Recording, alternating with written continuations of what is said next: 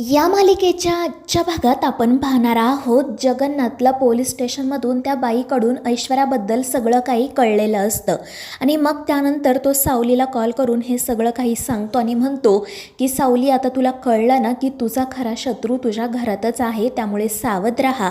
त्यावर सावली म्हणते की हो जगन्नाथजी, पण आपण हे सगळ्यांसमोर सिद्ध करायचं कसं? तर जगन्नाथ तिला सांगतो की बाळा, काळजी करू नको, ते मी बघतो, फक्त तू तुझ्या संसाराकडे लक्ष दे. आणि त्यावर सावली हो म्हणते. त्यानंतर मग ती तिच्या खोलीत जाते तर तिथे सारंग शांतपणे बसलेला असतो. सावली त्याला विचारते की सारंग सर, काय झालं, तुम्हाला काही हवं आहे का?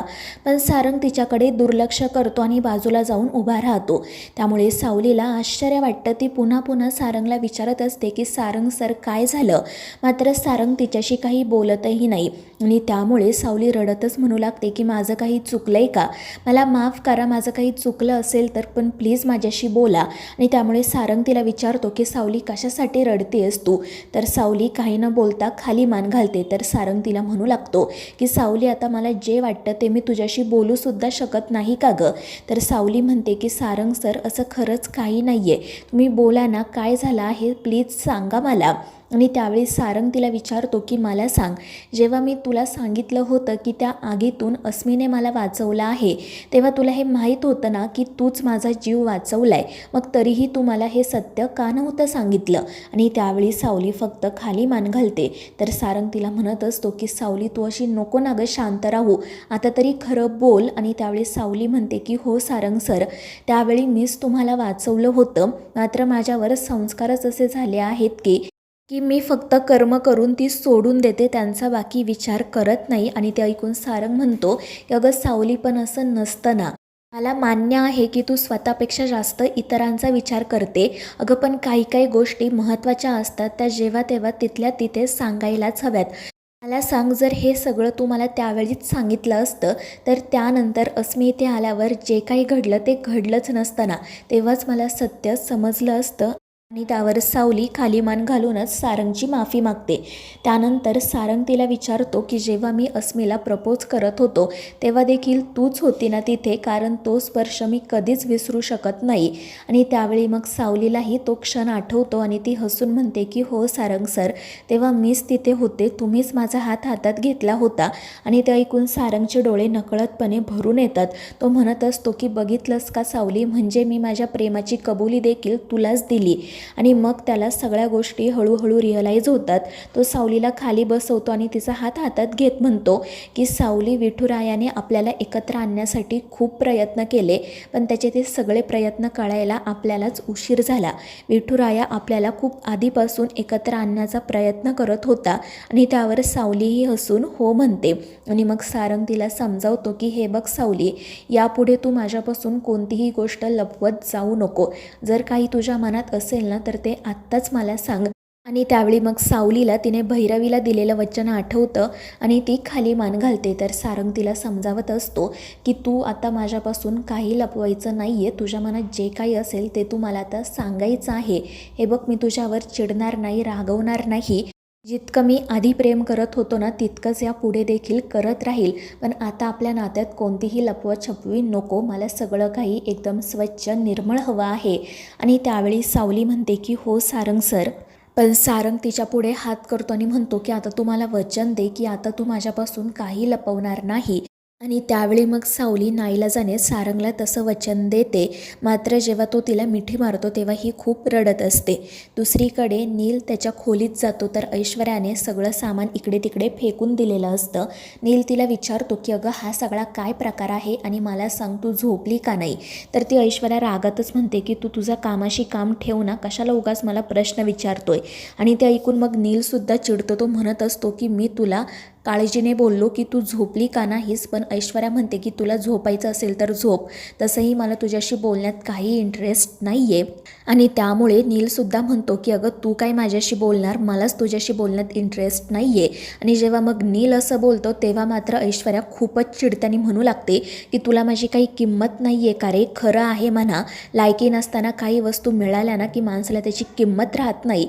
आणि ते ऐकून नील म्हणतो की तू माझी लायकी काढण्याची ना खरंच काही गरज नाही आहे, मुळात मला कधी तुझ्याशी लग्नसुद्धा करायचं नव्हतं, पण आईलाच तिची सून सुंदर अतिसुंदर हवी होती ना, म्हणून नाईलाजाने तुझ्याशी लग्न करावं लागलं. नाहीतर मी सानिकासोबत लग्न करून आनंदाने राहिलो असतो. आणि हे ऐकून मग ऐश्वर्या चिडून म्हणते की तुला खरंच त्या जगन्नाथच्या रंगरूप नसलेल्या मुलीसोबत लग्न करायचं होतं का? तुला सौंदर्याची काहीच किंमत नाही आहे का? आणि त्यावेळी नील म्हणतो की अगं काय किंमत करू मी सौंदर्याची? मला मान्य आहे की तू खूप सुंदर आहे, पण अगं तू माझ्याशी कधी नीट 2 शब्दसुद्धा प्रेमाचे बोलत नाही, कधी कोणती गोष्ट शेअर करत नाही, मग काय उपयोग आहे या सगळ्याचा? आणि ते ऐकून ऐश्वर्या मात्र म्हणू लागते की नील, मला माहिती आहे ना, मी तुझ्यापेक्षा जास्त सक्सेसफुल आहे म्हणून तू असा वागतो, माझ्यावर जळतो. पण ते ऐकून नील म्हणतो की मला तुझ्याशी कम्पेअर करूच नको, कारण मी तुझ्यासारखा अजिबात नाही आहे. मी जसा आहे ना तसा एकदम चांगला आहे. आणि तुझं काय गं, तू तर त्या बिचाऱ्या सावलीवर सुद्धा जळतेस, त्यामुळे मला काही बोलूच नको. आणि मग तो तेथून निघून जातो. पण त्यामुळे ही ऐश्वर्या मात्र खूप चिडते. त्यानंतर आपण पाहतो की नील बाहेर येऊन बसतो, तर त्या ठिकाणी सोहम आधीच नाराज होऊन बसलेला असतो. नील त्याला विचारतो की काय रे सोहम, काय झालं? तर सोहम खाली मान घालूनच म्हणतो की काही नाही दादा, पण तू इथे काय करतोय? आणि त्यावेळी नील हसतच म्हणतो की तुझी जी अवस्था आहे ना तीच माझीही अवस्था आहे, आपण दोघेजण एकाच बोटीत स्वार आहोत. आणि ते ऐकून सोहमलाही हसू येतं. तितक्यात सारंग त्या ठिकाणी येतो. तर हे दोघेजण त्याला विचारतात की काय रे, तू सुद्धा बायकोसोबत भांडून आलास की काय? पण सारंग म्हणतो की नाही नाही, मी कोणासोबतही भांडलेलो नाही आहे, पण मला सांगा तुम्हाला काय झाले, तुम्ही इथे असे का बसलात? आणि त्यावेळी नील म्हणतो की काही नाही रे, माझं आणि ऐश्वर्याचं भांडण झालं, पण उगाच भडका उडायला नको म्हणून मग मी इथे आलो. पण हा सोहम बघ, याचं तर आत्ताच लग्न झालं आहे आणि त्याची अवस्था बघ. आणि त्यामुळे सारंग सोहमला विचारतो की काय झालं आहे? तर सोहम म्हणत असतो की दादा ना, मला त्या ताराची गणितच कळत नाही.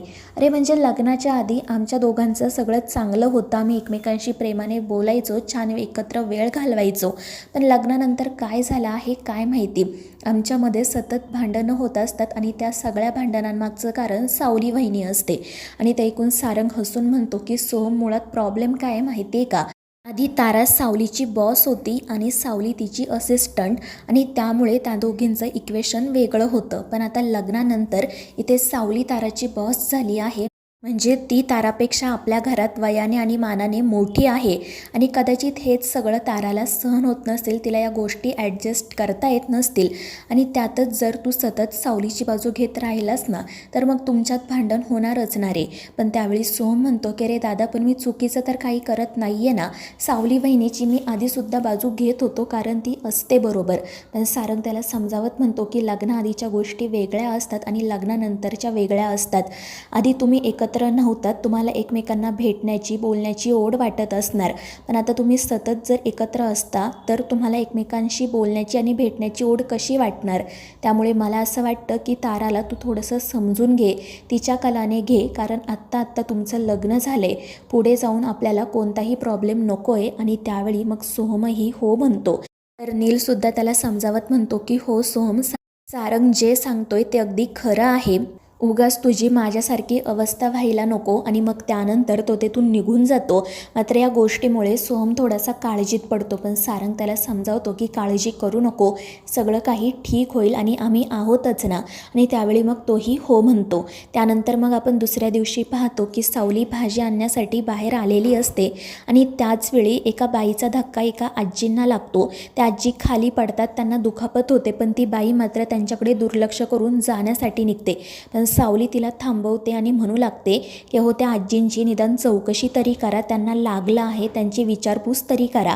पण ती बाई म्हणू लागते की हे बघा, तुम्ही माझ्याशी मराठीत बोलू नका, हिंदीमध्ये बोला, मला मराठी समजत नाही. आणि हे ऐकून सावली चिडते आणि मग त्यानंतर ती त्या बाईला म्हणू लागते की तुम्ही इथे कामासाठी राहिला आहात ना, मग तुम्हाला मराठी यायलाच हवी. मात्र ती बाई म्हणते की मराठीशिवायसुद्धा माझं काम होतं, मला मराठी शिकण्याची गरज नाही आहे आणि माझ्याकडे तेवढा फालतू वेळही नाही. आणि हे ऐकून मग सावली मात्र चांगलीच चिडते आणि त्या बाईला बजावते की जर माझ्याच महाराष्ट्रात येऊन माझ्याच मराठीचा अपमान केला तर माझ्या इतकं वाईट दुसरं कोणीही नसेल. आणि मग ती त्या बाईला चांगलंच सुनावते. त्यामुळे मग शेवटी ती बाई आजींची माफी मागते आणि तीसुद्धा मराठीतून, आणि मग ती तेथून निघून जाते. तर मित्रांनो, या मालिकेच्या पुढील भागांमध्ये आपण पाहणार आहोत सावलीचा ज्या बाईसोबत वाद झालेला असतो ती बाई पुढे निघून जाते आणि तितक्यात सावलीला राजकुमारची गाडी दिसते. ती बाई राजकुमारच्या गाडीमध्ये असणाऱ्या व्यक्तीसोबतच बोलत असते. त्या व्यक्तीचा चेहरा सावलीला काही दिसत नाही आणि त्यामुळे मग तिला थोडासा संशय येतो आणि मग ती राजकुमारच्या गाडीचा पाठलाग करायला सुरुवात करते आणि मग तिला समजतं की ती बाई दुसरी तिसरी कोणीही नसून राजकुमारची गर्लफ्रेंड आहे आणि त्यामुळे तिला तर मोठा धक्काच बसतो. तर मित्रांनो, या मालिकेच्या पुढील भागांच्या अपडेट्ससाठी आपल्या चॅनेलला सबस्क्राईब करा.